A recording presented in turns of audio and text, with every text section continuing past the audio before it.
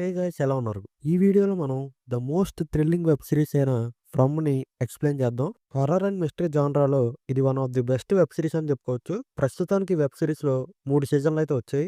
నాలుగో సీజన్ కూడా ఉంటది.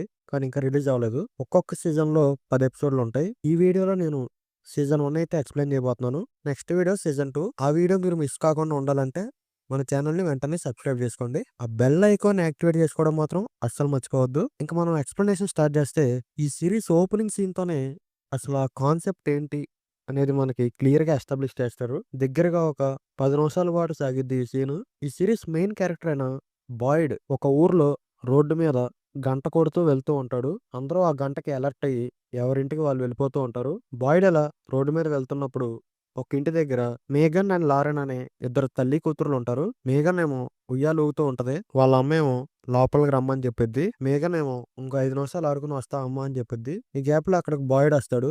బాయిడ్ ఏమో మీ అమ్మ చెప్పింది విను అంటాడు.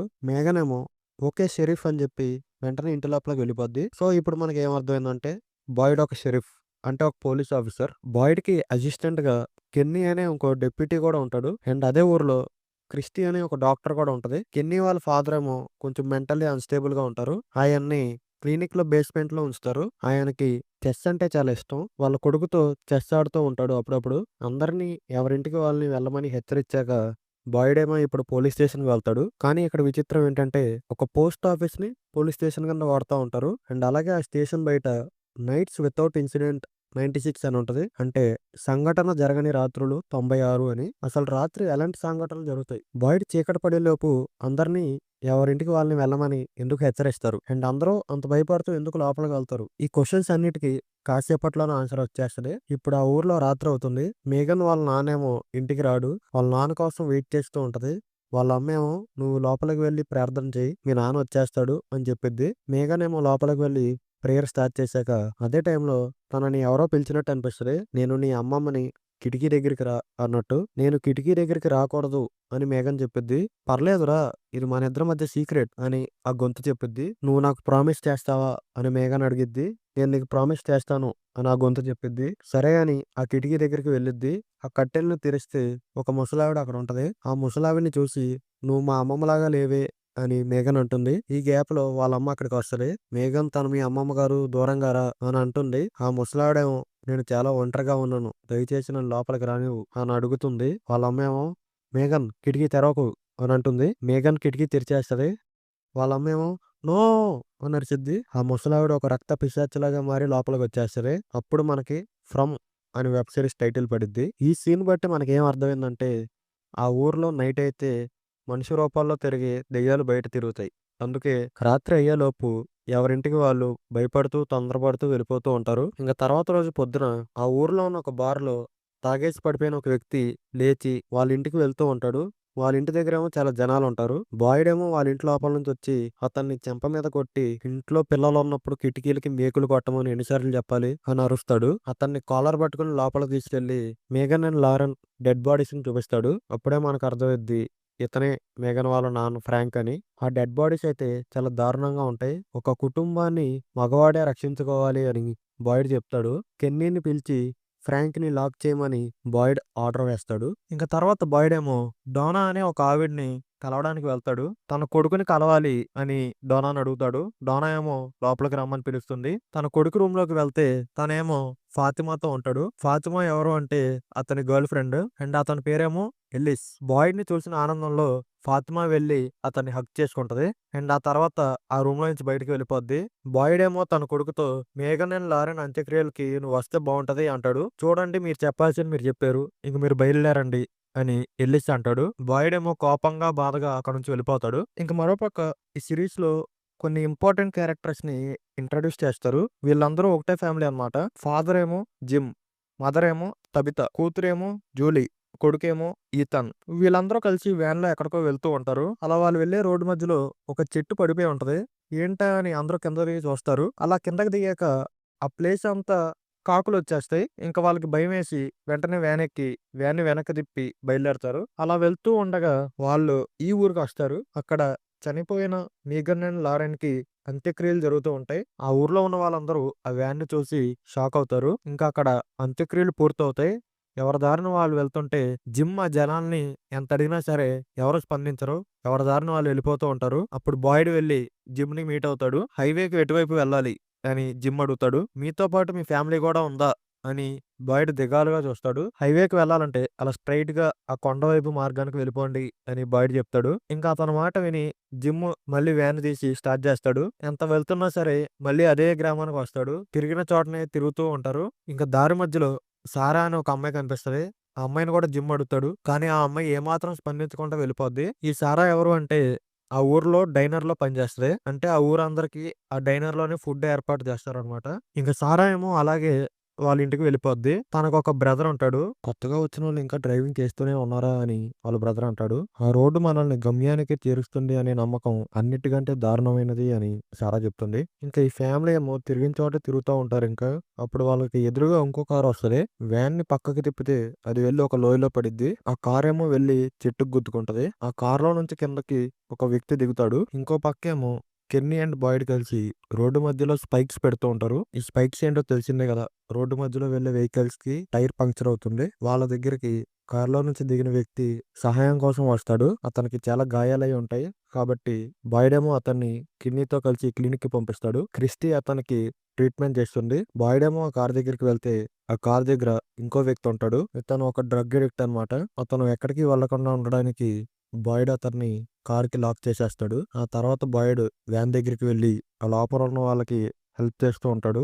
ఫాదర్, కెన్నీ, ఎల్లిస్, క్రిస్టీ వీళ్ళందరూ ఈ సిట్యుయేషన్‌లో బాయిడ్‌కి హెల్ప్ చేయడానికి వస్తారు. క్రిస్టీ ఏమో ఆ డ్రగ్ అడిక్ట్‌కి ట్రీట్మెంట్ ఇస్తుంది. అతని పేరు జేడ్ అని అతను చెప్తాడు. అందరూ కలిసి జూలియన్, తబితాని వ్యాన్ లోపల నుంచి బయటకు తీసుకొస్తారు. జిమ్ అండ్ ఈథన్ వ్యాన్ లోపలే ఉంటారు. ఈథన్ కాళ్ళ లోపలికి ఒక సువ్వ దిగిపోద్ది. క్రిస్టీ అతన్ని పరీక్షించి బానే ఉన్నాడు కానీ ట్రీట్మెంట్ చేయడానికి 1 అవర్ టైం పట్టిద్ది అని చెప్తుంది. మనకి ఇంకో 40 నిమిషాల్లో చీకటి పడిపోద్ది.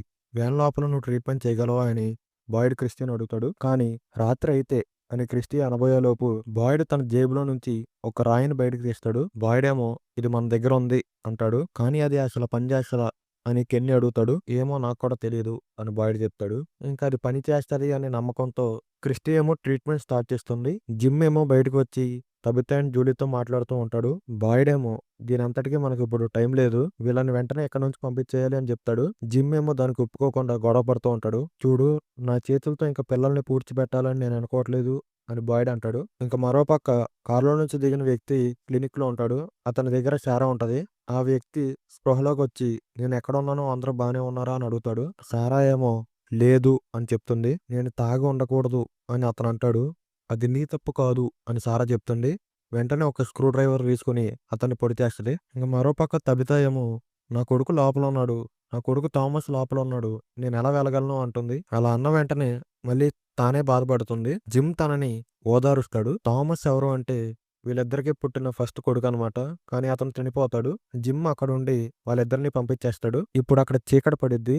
అండ్ ఆ రాయిని వ్యాన్‌కి కడతారు. ఆ రాయిని టాలిస్మాన్ అని పిలుస్తారు. అది ఉంటే ఆ దెయ్యాలు లోపలికి రాలేవనమాట. ఇంకా ఈతన్‌కి ట్రీట్మెంట్ చేస్తూ ఉంటారు. బాయిడ్ ఏమో కిటికీ నుంచి బయటికి చూస్తే ఆ దెయ్యాలన్నీ వ్యాన్‌ని చుట్టుముట్టేస్తాయి. ఇక్కడితో ఎపిసోడ్ 1 ఎండ్ అవుతుంది. ఇంకా ఎపిసోడ్ 2 స్టార్టింగ్‌లో ఆ దెయ్యాలన్నీ వ్యాన్ దగ్గరికొచ్చేస్తాయి. లోపలేమో ఈతన్‌కి ట్రీట్మెంట్ కంటిన్యూ అవుతూ ఉంటది. ఆ దెయ్యాలు వ్యాన్ దగ్గరికొచ్చిన శబ్దానికి జిమ్ ఏమో మళ్ళీ తబితా వాళ్ళు వెనక్కొచ్చారేమో అని లోపలికి రానివ్వండి అని బాయిడ్‌ని అడుగుతాడు. బాయిడ్ ఏమో నేను లోపలికి రానివ్వను అని చెప్తాడు. జిమ్ అండ్ బాయిడ్ అక్కడ గొడవ పడతారు. ఇంక మరోపక్క Tabitha, Julie, father, Kenny, Ellis వీళ్ళందరూ ఇంటి లోపలికి వెళ్ళడానికి కష్టపడుతూ ఉంటారు. వాళ్ళ కారు మధ్యలో ఆగిపోద్ది. అక్కడ వర్షం పడుతూ ఉంటది. ఆ దెయ్యాలు వాళ్ళని వెంబడిస్తూ ఉంటాయి. అదే టైంలో జేడ్ అక్కడ కింద పడిపోతాడు. ఫాదర్ అండ్ ఎల్లిస్ కలిసి జేడ్‌ని ఎత్తుకొని తీసుకెళ్తారు. అందరూ ఇంటి తలుపు దగ్గర ఉంటారు. కానీ ఎంత తలుపు కొడుతున్నా సరే లోపల వాళ్ళు తీయరు. ఎందుకంటే లోపల ఉన్న వాళ్ళు వీళ్ళని చూసి దెయ్యాలేమో అని అనుకుంటున్నారు. ఈ గ్యాప్‌లో వీళ్ళ దగ్గరికి కొన్ని దెయ్యాలొస్తాయి. ఒక దెయ్యమేమో జూలీని చూసి నన్ను గుర్తుపట్టావా అని అడుగుతుంది. కెన్నీ గన్ తీసి ఆ దెయ్యాన్ని కాలుస్తాడు. డోనా ఏమో లోపల ఉన్న వాళ్ళతో గొడవపడి ఆ తలుపు తీస్తుంది. వీళ్ళందరూ ఇంటి లోపలికి వెళ్తారు. డోనా రూల్ ప్రకారం జూలియన్, తబితా చేతుల్ని తాడుతో కట్టేస్తారు ఇప్పుడు. అండ్ అలాగే జేడేమో స్పృహ కోల్పోయాడు కాబట్టి అతన్ని మంచానికి కట్టేస్తారు. కాసేపటి తర్వాత డోనా వచ్చి తబిత కట్లు విప్పేసి సారీ చెప్తుంది. కట్లు తీసిన వెంటనే తన కూతురిని చూడాలని ఆ రూమ్‌లో నుంచి పారిపోవడానికి ట్రై చేస్తది. డోనా ఏమో తనని ఆపేసి తనతో పాటు కూర్చొని ఇదంతా మనకు అవసరం. కొన్ని జాగ్రత్తలు తీసుకోవాలి అని చెప్తుంది. అండ్ అలాగే నీ కూతురికి ఎటువంటి హాని జరగదు.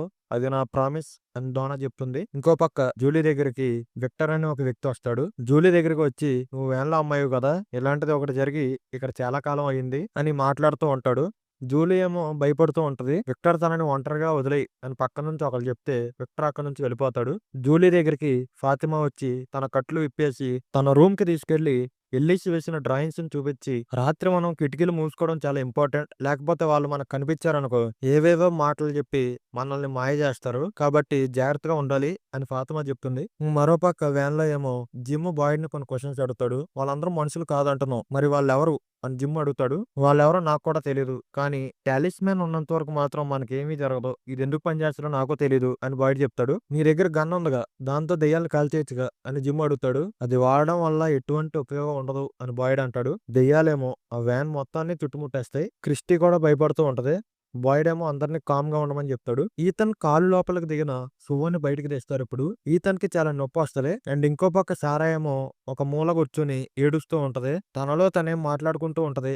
నా వల్ల కాదింక అన్నట్టు తన పొడిచిన వ్యక్తి దగ్గరికి వెళ్లి సారీ చెప్తుంది. పొడిచిన స్క్రూ డ్రైవర్‌ని బయటికి తీస్తుంది. ఇప్పుడు ఇంకో కత్తి తీసుకొని తన నోట్లో పెడుతుంది. ఇంకా డోనా ఏమో తబితాకి ఆ ప్లేస్ గురించి మొత్తం ఎక్స్‌ప్లెయిన్ చేస్తూ ఉంటది. డోనా అసల ఆ ప్లేస్‌కి ఎలా వచ్చిందో కూడా చెప్పిద్ది. తన సిస్టర్‌తో కలిసి వేటకి వెళ్ళినప్పుడు తిరిగి వస్తుండగా రోడ్డు మధ్యలో చెట్టు కనిపించింది. చెట్టు అని వినగానే తబితా షాక్ అయ్యిద్ది. డోనా ఏమో అవును ఇక్కడికొచ్చిన వాళ్ళందరికీ ముందు ఆ చెట్టు కనిపిస్తది. మేము వెనక్కి తిరిగి వచ్చేసరికి ఈ ఊర్లోకొచ్చాం. కానీ అప్పటికే ఈ ఊరు మొత్తం చీకటయిపోయింది. అండ్ ఆ దెయ్యాలు రోడ్డంతా ఉన్నాయి. కారులో వెళ్తుంటే ఒకడు అడ్డంగా వచ్చాడు. తప్పుకోకుండా మమ్మల్ని చూసి నవ్వాడు. నా సిస్టర్ ఏమో వాడిని కారుతో ఎక్కిచ్చేస్తాననుకున్నా. కానీ గన్ను పట్టుకుని కిందకి దిగింది కాల్చడానికి. అదే టైంలో దెయ్యాలన్నీ వచ్చేసి నా సిస్టర్‌ని నా కళ్ళ ముందే చీల్చేశాయి. నేనలా షాక్‌లో ఉండిపోయా. ఏం చేయాలో అర్థం కాలేదు. ఆ దెయ్యాలు నా వైపు చూశాయి. వెంటనే పరిగెట్టడం స్టార్ట్ చేశా. ఎక్కడికి పరిగెట్టానో కూడా నాకు తెలీదు. ఆ రాత్రి నేను తుప్పల్లో దాక్కున్నాను. ఆ రాత్రంతా నాకు చాలా దారుణంగా గడిచింది. తెల్లవారేసరికి ఇంకా నా సిస్టర్ అరుస్తూనే ఉంది. ఆ దెయ్యాలు కేవలం చంపడం మాత్రమే కాదు, వినోదాన్ని కూడా కోరుకుంటాయి. నేనేం చేయలేక నా సిస్టర్‌ని అక్కడే వదిలేసా. నేనిక్కడికొచ్చి 3 సంవత్సరాలు 6 నెలల 17 రోజులవుతుంది. ఇప్పటికీ నాకు నా సిస్టర్ అరుపులు వినిపిస్తూనే ఉంటాయి అని డోనా చెప్పిద్ది. ఇంకా మరోపక్క సారా ఏమో ఆ వ్యక్తిని పొడి చేసినందుకు బాధపడుతూ ఉంటది. వాళ్ళ బ్రదర్ దగ్గరికి వెళ్లి నాకు సహాయం చేయమని అడుగుతుంది. ఇంకా క్లినిక్‌లో నర్స్ ఏమో కెన్నీ వాళ్ళ నాన్నని నిద్రపరిచి వెళ్తూ ఉంటే క్లినిక్ డోర్ ఓపెన్ అయి ఉంటది. ఆ దెయ్యాలు లోపలికొచ్చేస్తాయి. ఏం చేయాలో తెలియక నర్సు పరిగెట్టడం స్టార్ట్ చేస్తది. అక్కడితో ఈ సీన్ కట్ అయ్యి తెల్లవారిపోద్ది. బాయ్డేమో వ్యాన్‌లో కూడా టాలిస్మాన్ పనిచేసినందుకు సంతోషంగా ఫీల్ అవుతాడు. అండ్ వీళ్ళందరినీ తీసుకెళ్ళడానికి ఊర్లో ఉన్న వాళ్ళు వస్తారు. క్లినిక్ దగ్గరికేమో ఫాదర్ అండ్ కెన్నీ వెళ్తారు. అండ్ అక్కడ చూస్తే కెన్నీ వాళ్ళ నాన్న చనిపోయి ఉంటాడు. అండ్ అలాగే నర్స్ కూడా చాలా దారుణంగా చనిపోయి ఉంటది. కెన్నీ ఏమో చనిపోయిన తన నాన్నని హగ్ చేసుకుంటాడు. తర్వాత బాయ్డ్ వెళ్లి కెన్నీని కలుసుకుంటాడు. కెన్నీ ఏమో ఆ దెయ్యాలు ఎప్పుడు చూసినా నడుస్తూనే ఉంటాయి. పరిగెట్టవు. ఎప్పుడైనా గమనించావా? ఎందుకంటే వాటికి తెలుసు మనకు దాక్కోవడానికి పెద్దగా ఎక్కువ ప్లేసులు లేవు అని. కెన్నీ ఇలా అంటాడు బాయ్డ్‌తో. బాయ్డ్ ఏమో ఇంక పోలీస్ స్టేషన్‌కి వస్తాడు. పోలీస్ స్టేషన్ బయట ఉన్న బోర్డు నైట్స్ వితౌట్ ఇన్సిడెంట్ ఆ నంబర్‌ని చెరిపేస్తారు. లోపలికి వెళ్లి తనొక కీ చైన్‌ని చూస్తాడు. ఆ కీ చైన్ మీద టు బాయ్డ్ లవ్ ఆల్వేస్ అని ఉంటది. ఇంక తర్వాత ఈతనేమో కిటికీ నుంచి బయటికి చూస్తే తెల్ల దుస్తులు ధరించిన ఒక చిన్న పిల్లోడు అతనికి కనిపిస్తాడు. అక్కడితో ఎపిసోడ్ 2 ఎండ్ అయ్యిద్ది. సో, అది మరి ఈ వీడియో. ఎపిసోడ్ 3 నుంచి ఎపిసోడ్ 10 వరకు వేరే పార్ట్ రిలీజ్ చేస్తాను. అందులో ఎక్స్‌ప్లెయిన్ చేస్తాను. ఆ వీడియో మీరు మిస్ కాకుండా ఉండాలంటే మన ఛానెల్‌ని సబ్స్క్రైబ్ చేసుకోవడం మాత్రం అస్సలు మర్చిపోవద్దు. అండ్ ఈ వీడియో మీకు నచ్చినట్టయితే లైక్ చేయండి, షేర్ చేయండి. అండ్ ఎలా అనిపించిందో కింద కామెంట్ చేయండి. నేను మీ ఫిల్మీ ట్రాక్స్ మరో వీడియోతో మనం మళ్ళీ కలుద్దాం.